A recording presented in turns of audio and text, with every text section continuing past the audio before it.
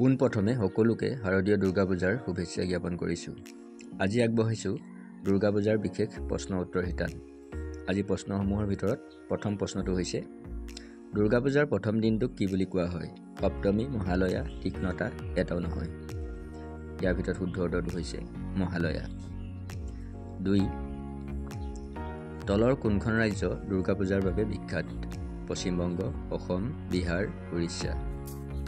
ইয়াৰ ভিতৰত শুদ্ধ উত্তৰ হৈছে পশ্চিমবংগ। 3. দুৰ্গা দেৱীৰ বাহন কি?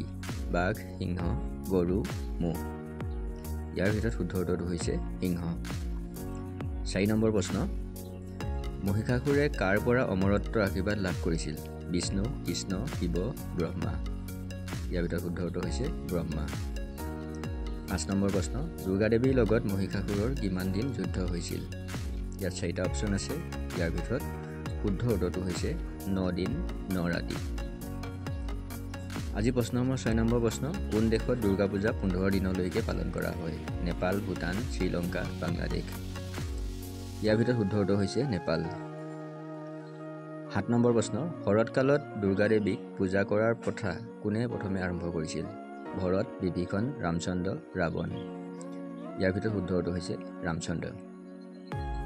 8 নম্বৰ প্ৰশ্ন দুৰ্গা দেৱীয়ে কোনজন অসুৰক বধ কৰাৰ পাছত দুৰ্গা নামেৰে জনা যায়? ব্ৰহ্মাসুৰ, মহিষাসুৰ, দুৰ্গম, ৰত্নাকৰ।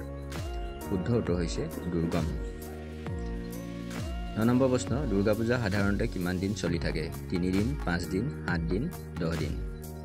ইয়াৰ ভিতৰত শুদ্ধ উত্তৰটো হৈছে 10 দিন। আজি 10 নম্বৰ প্ৰশ্নটো হৈছে নৱৰাত্ৰিৰ নৱম দিনক কি বোলে?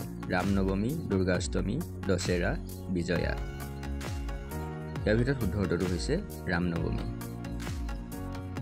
11 নম্বৰ প্ৰশ্ন দুৰ্গা দেৱীক মহাদেৱে কি অস্ত্ৰ প্ৰদান কৰিছিল? বজ্ৰ, কালদণ্ড, গদা, ত্ৰিশূল। ইয়াৰ ভিতৰত শুদ্ধ উত্তৰটো হৈছে ত্ৰিশূল। 12 নম্বৰ প্ৰশ্ন শৰৎকালৰ দুৰ্গা পূজাক শাৰদীয় দুৰ্গা পূজা বুলি কোৱা হয়। চ'ত মাহৰ দুৰ্গা পূজাক কি বুলি কোৱা হয়? অপশ্যনসমূহ হৈছে অকাল বোধন, বাসন্তী পূজা, দশেৰা, এটাও শুদ্ধ নহয়। ইয়াৰ ভিতৰত শুদ্ধ উত্তৰটো হৈছে বাসন্তী পূজা। আজি প্ৰশ্ন উত্তৰ ইমানেই আছিল। যদি আপোনালোকৰ ভাল লাগিছে চেনেলটো নিশ্চয় ছাবস্ক্ৰাইব কৰিব। ধন্যবাদ।